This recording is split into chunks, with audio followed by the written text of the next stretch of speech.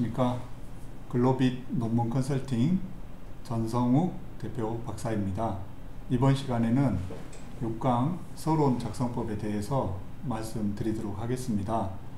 흔히 우리 논문을 작성할 때 서론이 심사위원들이나 교수님들께 첫 인트로덕션이기 때문에 되게 중요합니다. 그리고 심사할 때나 지도 교수님이 보실 때도 서론의 중요성에 대해서는 꼼꼼하게 챙겨 보십니다. 그 정도로 인트로덕션 서론은 매우 중요한 챕터라고 할 수 있습니다.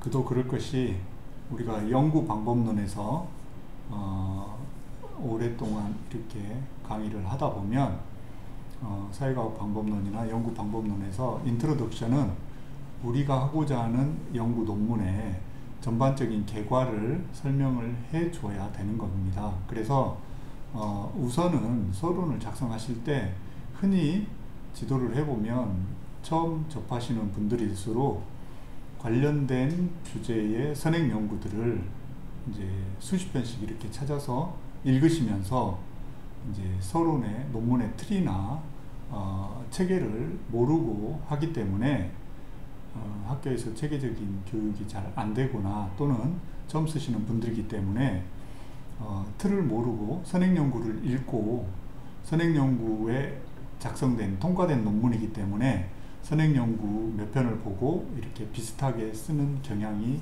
있습니다.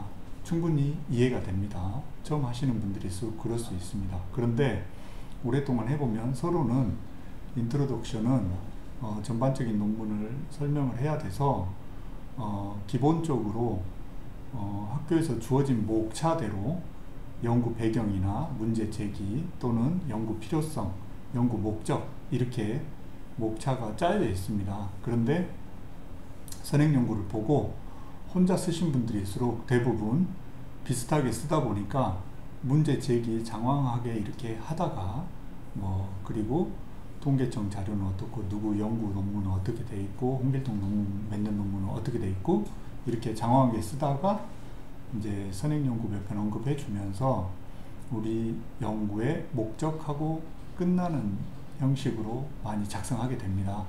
그래서 그렇게 작성해서 교수님한테 가져가셨을 때 교수님이나 심사위원들이 봤을 때 인트로덕션에서 서론에서 왜 이 주제로 이 연구를 해야 되고 이 분석을 해봐야 되는지 왜 이 분석과 연구가 필요한지 그런 것도 안 나타나 있고 또는 선행연구와 어떤 차별성이 있느냐 논문이 어떤 의의가 있는가 논지를 명확하게 알 수가 없다 이런 지적을 많이 합니다. 그래서 인트로덕션은 학교에서 주어진 목차가 이를테면 이렇게 학교마다 조금씩 다르지만 연구의 배경이라고 하기도 하고 문제 제기라고도 합니다. 그래서 연구 배경이나 문제 제기라는 건 어떤 우리 주제 관련해서 사회과학은 사회현상을 다루는 것이고 자연과학은 자연현상을 다루는 것이기 때문에 우리 주제 관련해서 개인적인 고민거리나 이런 것들은 주제거리가 될 수가 없습니다. 그래서 어떤 사회적 문제가 되거나 이슈가 되는 것들 그 문제 제기라고 할 때 어떤 우리 주제 관련한 것들이 사회적인 이슈가 된다 트렌드가 어떻다 이를테면 요즘에 코로나나 이렇게 보건위생 관련해서 이제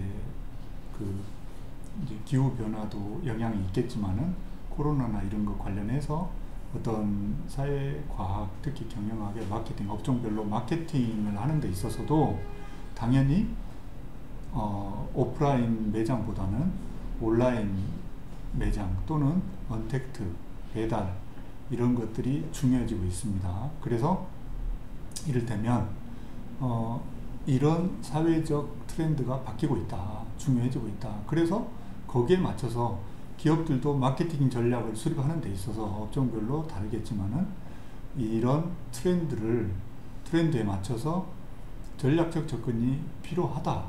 그건 누구나 다 인지하고 있는 사실이에요.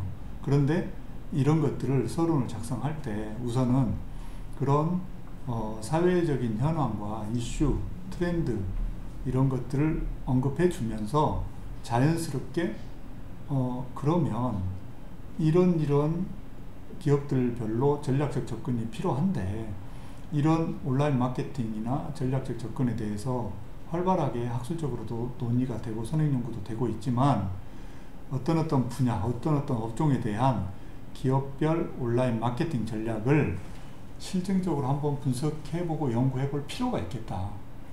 이런 사회적 이슈가 되고 있고 트렌드가 바뀌고 있는데 거기에 맞춰서 각 업종별로 기업들은 어떤 마케팅 전략을 수립해서 시행하고 있는지 이런 것들을 분석해봄으로써 우리가